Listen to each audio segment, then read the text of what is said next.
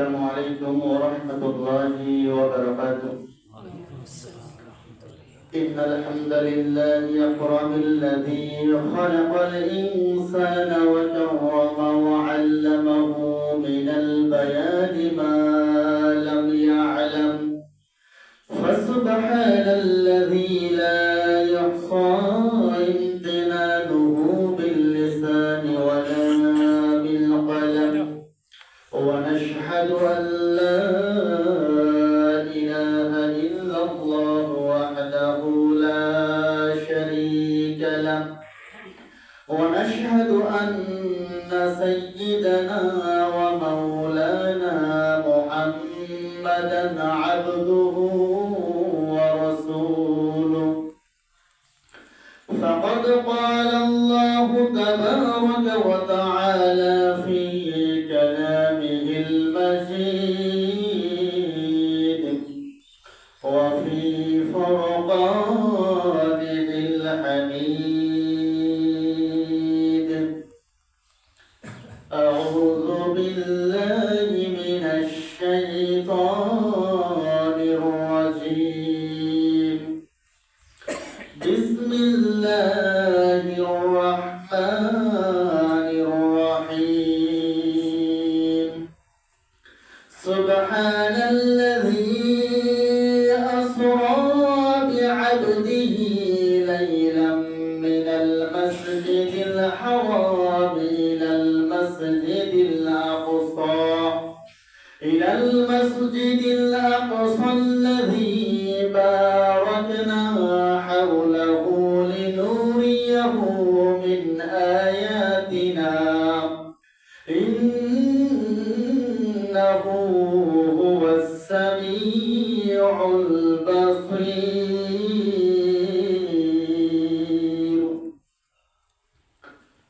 وقال النبي صلى الله عليه وسلم: اللهم بارك لنا في رجب وشعبان وبلغنا رمضان. وقال النبي صلى الله عليه وسلم: الصلاة ميراث المؤمنين. وقال الله تعالى في شان حبيبه ومعشوقه مخبرا وعامرا: إن الله وملائكته يصلون على النبي يا أيها الذين آمنوا صلوا عليه وسلموا تسليما. اللهم صل على سيدنا محمد وعلى آل سيدنا محمد كما صليت على سيدنا إبراهيم وعلى آل سيدنا إبراهيم إنك حميد مجيد.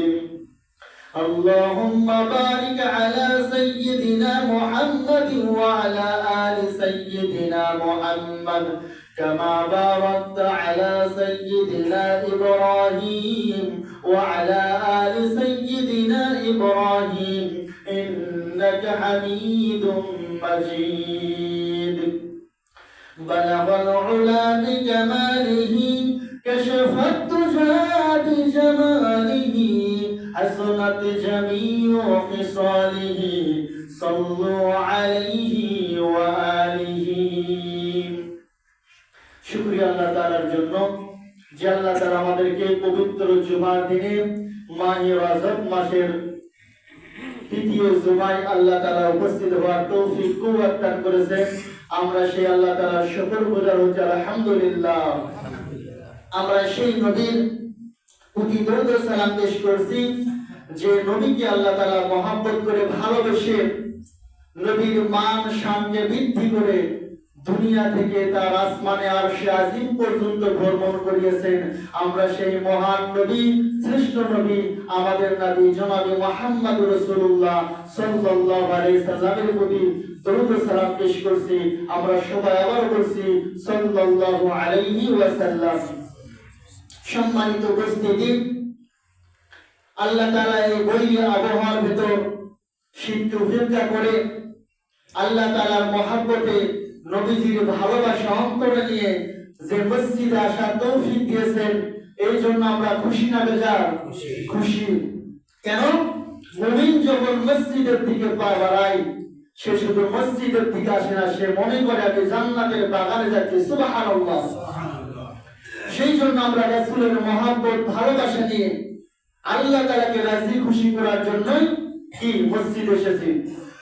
যে রাসূলকে রাজি করার জন্য, খুশি করার জন্য সদা আমার আল্লাহ তাআলা কাজ করেছেন। সুবহানাল্লাহ। সেই নবীজির ভালোবাসা মহব্বত আমাদের অন্তরে বেশি থেকে বেশি দেওয়ার দরকার আছে কি নাই? হৃদয়ে মুহাম্মদ, চেতনায় মুহাম্মদ, জীবনে মুহাম্মদ, মরণে মুহাম্মদ। হৃদয়ে মুহাম্মদ, স্মৃতিতে তাই আমার, বেদনায় মুহাম্মদ, বেদনায় হুদ আমার, স্মরণে মুহাম্মদ। হৃদয়ে মুহাম্মদ, কত ব্যথা কত ভাবে সয়েছ যে তুমি, তোমারই খুনে লাল তাইফের ভূমি। ফেরেশতা এসে সাই ধ্বংসের হুকুম, লৌহ মাখা মুহাম্মদ প্রাণেতে হাজরাত। হে আল্লাহ ক্ষমা করো এ তাইফবাসী, ওরা যে চিনিনি আমি যে মুহাম্মদ। হে প্রভু ক্ষমা করো এ তাইফবাসী, ওরা যে বুঝিনি আমি যে মুহাম্মদ। মারহাবা। আল্লাহ তাআলা সেই রাসূলকে ভালোবেসে এই রজব মাসে একটি সফর করিয়েছেন, যে সফরের নাম হলো লাইলাতুল মিরাজ। সুবহানাল্লাহ। সম্মানিত উপস্থিতি, মুআজ্জাজ মুহতারাম, আমরা নবীজির জীবনের অসংখ্য মুজিজা, প্রায় ৪৫০০০-এর মতো মুজিজা, তার মধ্যে একটা অন্যতম মুজিজা হলো লাইলাতুল মিরাজ। আমরা এই লাইলাতুল মিরাজ সম্পর্কে আমরা আলোচনা করব ইনশাআল্লাহ তাআলা। আল্লাহ রাব্বুল আলামিন পবিত্র কোরআনের সূরাতুল বানী ইসরাঈলের মধ্যে বলেন, وقال الله تعالى في كلامه المجيد بسم الله الرحمن الرحيم سبحان الذي أسرى بعبده ليلا من المسجد الحرام إلى المسجد الأقصى الذي باركنا حوله لنريه من آياتنا إنه هو السميع البصير الله أكبر الله تعالى পবিত্র সূরাতুল বানী ইসরাঈল, যে সূরাকে আল্লাহ তাআলা সূরা ইসরা বলেছেন, বর্ণনা করতেছেন সুবহানাল্লাযী আসরা বিআবদিহি লাইলাম মিনাল মাসজিদিল হারাম ইলাল মাসজিদিল আকসা। পবিত্র সেই সত্তা যে আল্লাহ তাআলা তার মহান বন্ধুকে হাবিবুল্লাহকে বাইতুল মুকাদ্দাস পর্যন্ত, মক্কা থেকে বাইতুল মুকাদ্দাস পর্যন্ত রাতের বেলা ভ্রমণ করিয়েছেন। সুবহানাল্লাহ। আল্লাহ তাআলা তার সত্তার কসম দিয়ে বলতেছেন যে আমার বন্ধুকে আমি মক্কাতুল মুকাররমা থেকে রাতের বেলা বাইতুল মুকাদ্দাসে ভ্রমণ করিয়েছি। এই ভ্রমণের সময় পরিবেশ কেমন ছিল? বারাকনাহু হাওলাহু নূরাহু মিন আয়াতিনা, এই এমন একটা পরিবেশ ছিল ভ্রমণের সময়। আমার নবী যখন ভ্রমণ করেছে তার চারপাশে আমি বরকতময় করেছিলাম এবং আমার রাসূলকে আমি আল্লাহ তাআলার কুদরতের কিছু নিদর্শন দেখানোর জন্য এই ভ্রমণ করেছি। সুবহানাল্লাহ। ইন্নাহু হুয়াস সামিউল বাসীর। আল্লাহ তাআলা বলেন নিশ্চয় আমি আল্লাহ তাআলা সবকিছু শ্রবণ করি এবং সবকিছু দেখি। সুবহানাল্লাহ। এটা হলো বনী ইসরাঈলের 1 নম্বর আয়াতে এই মিরাজের বর্ণনা আল্লাহ তাআলা দিয়েছেন। সুবহানাল্লাহ। তাহলে মিরাজ নবীজির জীবনের একটি ঘটনা, সত্য ঘটনা, যে ঘটনা আল্লাহ তাআলা কোরআন দ্বারা সাবিত করেছেন। সুবহানাল্লাহ। এই মিরাজকে যদি কেউ অস্বীকার করে তাহলে তার ঈমান থাকবে না। কিন্তু কাফির মুশরিকরা অস্বীকার করেছে। কেন? যদি মিরাজটা, এই মিরাজের ঘটনাটি স্বপ্নে যোগে হইতো তাহলে কাফির মুশরিকরা বিশ্বাস করত যে স্বপ্নে দেখেছে। হ্যাঁ, আমাদের মুহাম্মদ সাল্লাল্লাহু আলাইহি সাল্লাম আল আমিন কখনো মিথ্যা কথা বলেন না, স্বপ্নে তিনি মিরাজ করেছেন, সত্য মেনে নিলাম। কিন্তু নবীজি যখন বলেছে যে আমি সশরীরে এই মক্কা থেকে বাইতুল মুকাদ্দাসে গিয়েছি, ওখান থেকে 7 আসমান পেরিয়ে সিদরাতুল মুনতাহা, তারপর আরশ আজিমে আল্লাহ তাআলার সাথে কথা বলেছি, জান্নাত দেখেছি, জাহান্নাম দেখেছি, আবার ফিরে এসে এই মক্কায় আমি বসে রয়েছি। সুবহানাল্লাহ। এই ঘটনা যখন বর্ণনা করলেন মক্কার কাফিররা বলল খাইছে, যে এতদিন যা কথা বলতো যে মাথা মনে ভালো ছিল আজকে সব গেছে, যেটা কি করে সম্ভব? এই ঘটনা কি করে সম্ভব? কিন্তু আমাদের বিশ্বাস রাখতে হবে যত অসম্ভব কাজ আল্লাহ তাআলার কাছে সম্ভব, ঠিক কি না? সম্মানিত উপস্থিতি, এই মিরাজের ঘটনা অনেক লম্বা ঘটনা, অনেক গুরুত্বপূর্ণ আলোচনা। এই মিরাজের ঘটনার মধ্যে আল্লাহ তাআলা বর্ণনা করেছেন আল্লাহ তাআলার বড় বড় নিদর্শনাবলী আমার রাসূলকে, আমার নবীকে দেখিয়ে দিয়েছেন সচক্ষে, যাতে এই নিদর্শনগুলো নবীজি দেখার পরে তার উম্মতের মাধ্যমে উম্মতের কাছে বর্ণনা করতে পারে। সুবহানাল্লাহ। এই মিরাজটা সংঘটিত হয় মাহে রজব মাসে। সুবহানাল্লাহ। যে মাসে আমরা মসজিদে উপস্থিত হয়েছি, এই মাসটাকে আল্লাহ তাআলা নির্বাচিত করেছেন তার হাবিবকে তার বাড়ি আরশ আজিমে মেহমান হিসেবে নিয়ে যাওয়ার জন্য। সুবহানাল্লাহ। নবুয়তের 10ম বছর 620 খ্রিস্টাব্দ, যে বছরকে ইসলামের ইতিহাসের মধ্যে পড়লে আমরা জানতে পাই আমল হুজুন বা দুঃখের বছর হিসেবে আল্লাহ তাআলা ঘোষণা করেছেন। কারণ এই বছরটা রাসূলের জীবনে এত কষ্ট একটা বছর। প্রিয়তমা স্ত্রী সাইয়্যিদাতুনা খাদিজাতুল কুবরা রাদিয়াল্লাহু আনহা নবীজির দুঃখের সময় সাহায্য জোগাতেন, নবীজিকে সান্ত্বনা দিতেন।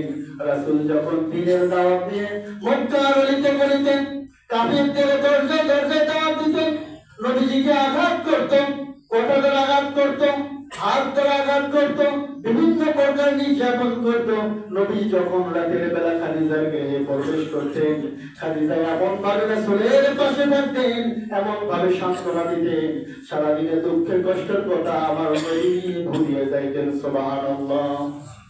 কষ্টের সময় সহযোগী, বিপদের সময় পাশে দাঁড়িয়েছেন, নিজের জীবনের সমস্ত সম্পদ দ্বারা রাসূলকে সহযোগিতা করেছেন। নবীজিকে বলেছেন ইয়া রাসূলুল্লাহ, ইয়া হাবিবাল্লাহ, আমি খাদিজাতুল কুবরা, আমার যত সম্পদ আছে আমি আপনার কদমে সমস্ত কিছু দান করে দিলাম, আপনি ইচ্ছা মতো ইসলামের জন্য আমার সম্পদগুলো ব্যয় করেন। সুবহানাল্লাহ। আম্মা জান খাদিজাতুল কুবরা ইন্তেকাল করলেন, নবীজি ভেঙে পড়লেন, প্রিয়তমা স্ত্রী আল্লাহর ডাকে সাড়া দিয়ে চলে গেলেন। কিছুদিন পর একজন অভিভাবক আবু তালিব, চাচা আবু তালিব ইন্তেকাল করলেন। কারণ ভয়ভীত আবু তালিব 3 বছর জেল কেটেছে। আবু জেল, আবু লাহাব যে ষড়যন্ত্র করে কুরাইশদের সেই আবু তালিব বন্দী করে রাখে 3 বছর। আবু তালিব আমার আপনার নবীর সাথে জেল কাটার পরে অসুস্থ হয়ে পড়ে। এই রজব মাসের পূর্বে চাচা আবু তালিব ইন্তেকাল করেন। বিপদের সময় চাচা আবু তালিব রাসূলের পাশে দাঁড়িয়ে যেতেন। মক্কার কাফিররা যত নির্যাতন করত, চাচা আবু তালিবের কারণে প্রকাশ্যে ভাবে নির্যাতন করতে পারত না। চাচা তার ছাতা হয়ে পাশে দাঁড়াইতো। মক্কার মহিলারা নবীজিকে সরাসরি আক্রমণ করতে সাহস পাইত না। এই চাচা আবু তালিব ইন্তেকাল করলেন, প্রিয়তমা স্ত্রীও মৃত্যুবরণ করলেন, চাচা আবু তালিব ইন্তেকাল করলেন। রাসূল সাল্লাল্লাহু আলাইহি ওয়াসাল্লাম অন্তরের ভিতর বড় কষ্ট পেলেন, ভেঙে পড়লেন। কারণ চাচা এবং স্ত্রীর মৃত্যুর পর কাফিররা সরাসরি নির্যাতনের স্টিম রোলার বৃদ্ধি করে দিল। মুসলমানদের উপর নির্যাতন বহুগুণে বেড়ে গেল। রাসূল সাল্লাল্লাহু আলাইহি ওয়াসাল্লাম চিন্তিত, প্রিয়তমা স্ত্রী নাই, চাচা আবু তালিব নাই, কাফিরদের অত্যাচার বেড়ে গেল।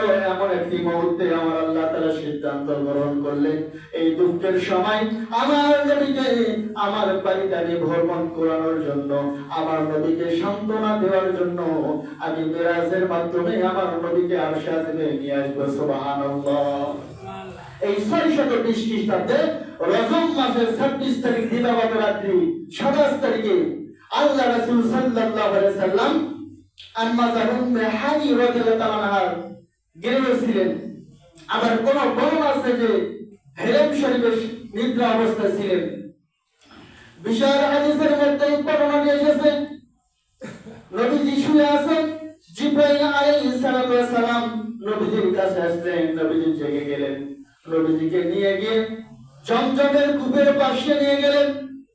নবীজির সিনা চাক হলো, বুকটা ছিলেন, সমস্ত কিছু বের করে সোনার একটা বাটিতে করে জমজমের কূপের পানি দিয়ে নবীজির সমস্ত অন্তরটা পরিষ্কার করে দিলেন। হিকমত প্রজ্ঞা দিয়ে নবীর অন্তরটাকে জিবরাইল আলাইহিস সালাতু ওয়াস সালাম ভরপুর করে দিলেন। সুবহানাল্লাহ। দেখলেন ঘোড়া, একটা ছোট্ট প্রাণী এসেছে। জিবরাইল বলেন, ইয়া রাসূলুল্লাহ, ইয়া হাবিবাল্লাহ, এই ঘোড়াকে ওঠেন। নবীজি ঘোড়াকে উঠলেন, জিবরাইলের সঙ্গে ঘোড়া নিয়ে দ্রুত রওনা হয়ে গেলেন। প্রতিবদ্ধ কিছু ঘটনা, যখন ইয়াসরিব মদিনার দিকে পৌঁছে গেলেন, জিবরাইল আলাইহিস সালাম বললেন, ইয়া রাসূলুল্লাহ, ইয়া হাবিবাল্লাহ, এটা হলো ইয়াসরিব, যার নাম হবে মদিনাতুন নবী, আপনাকে এখানে হিজরত করতে হবে। নবীজি এই জায়গায় 2 রাকাত নামাজ পড়লেন, তারপরে আবার রওনা হয়ে গেলেন। সুবহানাল্লাহ। তারপরে তুরে সাইনাতে অবতরণ করলেন। নিদর্শন দেখাচ্ছে আল্লাহ তাআলা। কারণ আমরা যদি দুঃখের মধ্যে পড়ি, কষ্টের মধ্যে পড়ি, মনটা যদি ভেঙে যায়, কোথাও যদি সফরে আমরা যাই, আমাদের মন ভালো হয় কিনা? ভালো হয়ে যায়। আল্লাহ তাআলা আরশে আজিম থেকে দেখতেছেন আমার নবীজি বড় কষ্টের মধ্যে আছেন, বিবিকে হারিয়েছেন, চাচা আবু তালিবকে হারিয়েছেন, মুসলমানদের উপর নির্যাতন চলতেছে। আমার নবীকে আমি সান্ত্বনা দেওয়ার জন্য দুনিয়ার কোন হরমোন আমি সিলেক্ট করি নাই। আমার নবীকে আমি আল্লাহ তাআলা আমার আরশে আজিমে নিয়ে এসে আমার নবীর সাথে গল্প করে কিছু হাদিয়া দিয়ে আমার নবীকে আমি খুশি করব। সুবহানাল্লাহ। তুরে সাইনাতে 2 রাকাত নামাজ আদায় করলেন। এরপর বাইতুল মুকাদ্দাসে চলে গেলেন। বাইতুল মুকাদ্দাসের একটি ঘটনা, যে রাত্রিতে লাইলাতুল মিরাজ হয়, এই রাত্রি একটি ঘটনা। আবু সুফিয়ান সহ যখন রোম সম্রাটের দরবারে, আবু সুফিয়ানকে রোম সম্রাট ডাকে যে মক্কার মুহাম্মদ সাল্লাল্লাহু আলাইহি সাল্লাম সম্পর্কে কিছু বলো। আবু সুফিয়ান তখন নবীজির নামে মিথ্যা বলার জন্য মনস্তাব করলো, কিন্তু সে মিথ্যা বলতে পারল না। কারণ সে যুগে কুরাইশরা, মুশরিকরা আল্লাহর বিরুদ্ধে থাকলেও কখনো মিথ্যা কথা বলতো না, এবং মিথ্যা কথাকে তারা কখনো সাপোর্ট করতো না। সে ভাবলো, আমি যদি মিথ্যা কথা বলি তাহলে তো আমার সঙ্গী সাথীরা আমার বিপক্ষে চলে যাবে, এবং আমি রোম সম্রাটের দরবারে লজ্জিত হয়ে যাবো, বেইজ্জত হব। এই আবু সুফিয়ান রোম সম্রাটের নিকট বলে, বাদশাহ জাহাপনা, আপনাকে যদি আমি একটি ঘটনা বলি তাহলে আপনি ধারণা করে নিতে পারবেন যে আমাদের মধ্যে যে নবুয়তের দাবি করেছে মুহাম্মদ সাল্লাল্লাহু আলাইহি সাল্লাম, সে কত বড় মিথ্যাবাদী। আবু সুফিয়ান বর্ণনা করে, সে একদিন বর্ণনা করতেছে সে নাকি মক্কা থেকে বাইতুল মুকাদ্দাসে ভ্রমণ করেছে, এবং সেখান থেকে 7 আসমান 7 জমিন পেরিয়ে আল্লাহ তাআলার আরশে আজিমে ভ্রমণ করে আবার রাত্রির ভিতর মক্কায় এসে সে আমাদের সাথে মিলিত হয়েছে। এই ঘটনাটা শুনলে আপনি জানতে পারবেন সে কত বড় মিথ্যাবাদী। আবু সুফিয়ান যখন রোম সম্রাটের দরবারে ঘটনা বর্ণনা করেন, সঙ্গে সঙ্গে বাইতুল মুকাদ্দাসের একজন খাদেম সে দাঁড়িয়ে যায়, বলে বাদশাহ যদি আমাকে অনুমতি দেন, যে ঘটনা আবু সুফিয়ান বর্ণনা করলো আমি সাক্ষ্য দিচ্ছি এই ঘটনা 100% সত্য। সুবহানাল্লাহ। এই বাইতুল মুকাদ্দাসের খাদেম বলে আমার রীতি হলো যখন নামাজ সমাপ্ত হয়ে যায় রাত্রি বেলায় বাইতুল মুকাদ্দাসের সমস্ত দরজা আমি বন্ধ করে দেই।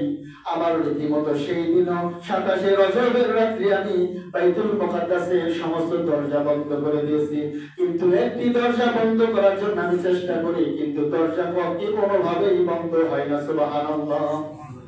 আমি লোকদেরকে ডাকি, সবাই মিলে সম্মিলিত চেষ্টা করি দরজা বন্ধ করার জন্য। কেমন জানি আমরা পাহাড়কে সরানোর জন্য চেষ্টা করতেছি, কোন ক্রমে দরজা যখন বন্ধ করা গেল না, আমরা একটা মিস্ত্রিকে ডেকে আনলাম। মিস্ত্রিও চেষ্টা করে ব্যর্থ হলো। আমরা সেই রাত্রিতে দরজা বন্ধ না করে খোলা অবস্থা রেখেই বাড়ির দিকে রওনা দিলাম। যখন আমরা পরবর্তীতে আসলাম, এসে দেখি দরজার সামনে একটি পাথর ছিল, পাথরটা ছিদ্র।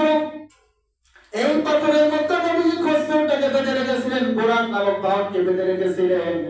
এই খাদেম বর্ণনা করতেছেন আমি দেখলাম আর বাইতুল মুকাদ্দাসের সামনে অনেকগুলো পায়ের ছাপ। মনে হচ্ছিল রাতের বেলা এখানে বিশাল একটা সমাবেশ হয়েছে, অনেক মানুষ উপস্থিত হয়েছিল এবং বাইতুল মুকাদ্দাসে তারা সালাত আদায় করেছেন। সুবহানাল্লাহ। এই ঘটনাটা কি সত্য? সম্মানিত উপস্থিতি, বাইতুল্লাহ থেকে বাইতুল মুকাদ্দাস পর্যন্ত ভ্রমণকে আল্লাহ তাআলা কোরআনে ইসরা বলেছেন। ইসরা শব্দের অর্থ হলো রাত্রিকালে ভ্রমণ। আল্লাহ তাআলা বলেন রাতের বেলা আমি আমার রাসূলকে ভ্রমণ করেছি, কারণ আশিক এবং মাশুকের মিলনের একমাত্র সময় হলো রাত্রি বেলা। সুবহানাল্লাহ। যত গোপনীয় কথা মহব্বত জাহির করার জন্য রাতটা হলো উত্তম। কি আল্লাহ তাআলা বলতেছেন রাতের বেলা আমার নবীজিকে ভ্রমণ করিয়েছি। নবীজি বাইতুল মুকাদ্দাসে চলে গেলেন, সমস্ত নবীদের উপস্থিতিতে ওখানে 2 রাকাত নামাজ আদায় করলেন। নামাজ আদায় করার পর আল্লাহ তাআলার জিবরাইল ফেরেশতার মাধ্যমে উর্ধ্ব আকাশে গমন করলেন। বাইতুল মুকাদ্দাস থেকে শুরু হলো লাইলাতুল মিরাজ। মিরাজ শব্দের অর্থ হলো উর্ধ্ব লোকে গমন করা, উর্ধ্ব লোকে আরোহণের সিঁড়ি। সুবহানাল্লাহ। এটা বিভিন্ন প্রকার মতামত এসেছে যে সেই সময় থেকে যে মিরাজ কিভাবে সম্ভব, আসমানে কিভাবে, আসমানে যেতে একটা দ্রুতগামী বাহনের দরকার, আসমান ফেটে যেতে হবে, এটা অসম্ভব। বিভিন্ন বিজ্ঞানী বিভিন্ন গবেষকরা বলেছে, কিন্তু পরবর্তীতে সমস্ত রিসার্চ করে কোরআনের মাধ্যমে আল্লাহ তাআলা সাবিত করে দিয়েছে যে আল্লাহ তাআলা জমিন থেকে পেরিয়ে 7 আসমান পেরিয়ে আল্লাহ তাআলা আরশে আজিমে আমার রাসূলকে উঠিয়ে নিয়েছেন। সুবহানাল্লাহ। এটা সত্য ঘটনা, আল্লাহ তাআলার পক্ষে কোনো কিছু অসম্ভব নয়। নবীজি জিবরাইলের সঙ্গে সঙ্গে বোরাকে ছেড়ে প্রথম আকাশে রওনা হয়ে যায়। প্রথম আকাশে যখন নক করে, প্রথম আকাশের দায়িত্বশীল ফেরেশতা বলে, কে তোমরা? কারা? জিবরাইল বলে, আমি তোমাদের ফেরেশতা, তোমাদের সর্দার জিবরাইল আলাইহিস সালাম। বলে তোমার সাথে কে? বলে বিশ্ব নবী হাবিবুল্লাহ মুহাম্মদুর রাসূলুল্লাহ সাল্লাল্লাহু আলাইহি সাল্লাম। ফেরেশতা বলে, তাই কি আসমানে নিয়ে আসার জন্য তোমাকে প্রেরণ করা হয়েছে? সাইয়েদনা জিবরাইল বলে, আল্লাহ তাআলার পক্ষ থেকে তাকে মেহমান হিসেবে আসমানে নিয়ে আসার ঘোষণা হয়েছে। ফেরেশতারা তখন মারহাবা গান করে, বলে মারহাবা আহলান ওয়া সাহলান, আপনার আগমনটা শুভ হোক, ভালো হোক। সুবহানাল্লাহ। প্রথম আকাশে এই ফেরেশতা যখন জিবরাইল আলাইহিস সালাম নবীজিকে নিয়ে গেলেন, তখন প্রথম আকাশে দেখা হলো সাইয়্যিদিনা আদম আলাইহিস সালামের। সুবহানাল্লাহ। জিবরাইল আলাইহিস সালাম বললেন, ইয়া রাসূলুল্লাহ, ইনি হলেন আদি পিতা, প্রথম মানব সাইয়্যিদিনা আদম।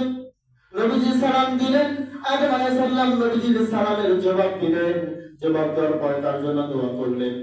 এখানে একটি ঘটনা রাসূল সাল্লাল্লাহু আলাইহি সাল্লাম লক্ষ্য করলেন, সাইয়্যিদিনা আদম আলাইহিস সালাম একবার ডান দিকে তাকায়, একবার বাম দিকে তাকায়।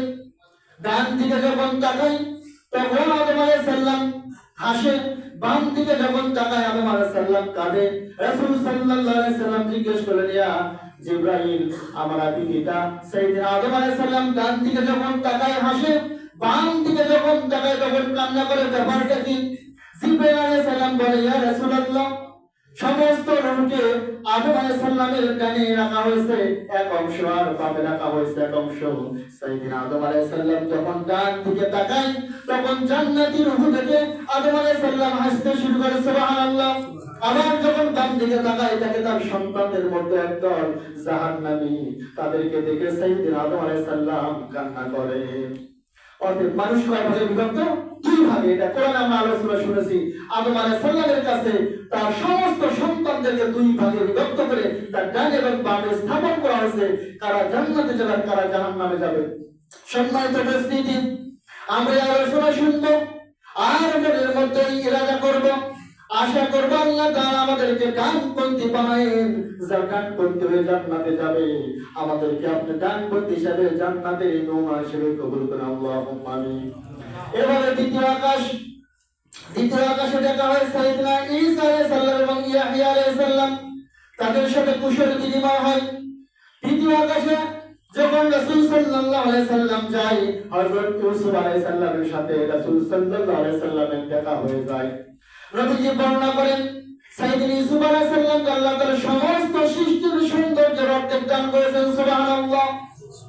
ইউসুফ আলাইহিস সালাম এত সুন্দর, তার সাথে তার কওমের কিছু লোক রয়েছে। ইউসুফ আলাইহিস সালামের সাথে সাক্ষাৎ হয়, কথোপকথন হয়। এরপর চতুর্থ আসমানে রাসূল সাল্লাল্লাহু আলাইহি সাল্লাম জিবরাইলের সাথে রওনা দেন। চতুর্থ আসমানে সাক্ষাৎ হয় সাইয়েদনা ইদ্রিস আলাইহিস সালাম, তার সাথে নবীজির কথোপকথন হয়। এরপর পঞ্চম আকাশে হযরত হারুন আলাইহিস সালামের সাথে দেখা হয়, কারণ আল্লাহ তাআলা বলেছেন আমার নবীকে কিছু নিদর্শন দেখানোর জন্য আমি ভ্রমণ করিতেছি। সাতটা আসমানের কোথায় কি আছে, কোন নবীকে কিভাবে রেখেছে, দুনিয়া থেকে ভ্রমণ করি আল্লাহ তাআলা সমস্ত নবীর সাথে আমার আপনার নবীকে সাক্ষাৎ করে দিয়ে নবীর পানকে বৃদ্ধি করে দিয়েছেন, সুবহানাল্লাহ। তারপর ষষ্ঠ আসমানে সাইয়েদনা মুসা আলাইহিস সালামের সাথে দেখা, মুসা আলাইহিস সালামের সাথে কুশল বিনিময় হয়। সপ্তম আকাশে যখন যায় তাকে বাইতুল মামুরের সাথে হেলান দিয়ে এক ব্যক্তি বসা, সুবহানাল্লাহ। ইনি হলেন সাইয়েদনা ইব্রাহিম আলাইহিস সালাম। ইব্রাহিম আলাইহিস সালামের সাথে দেখলেন অনেকগুলো বাচ্চা যারা খেলা করতেছে।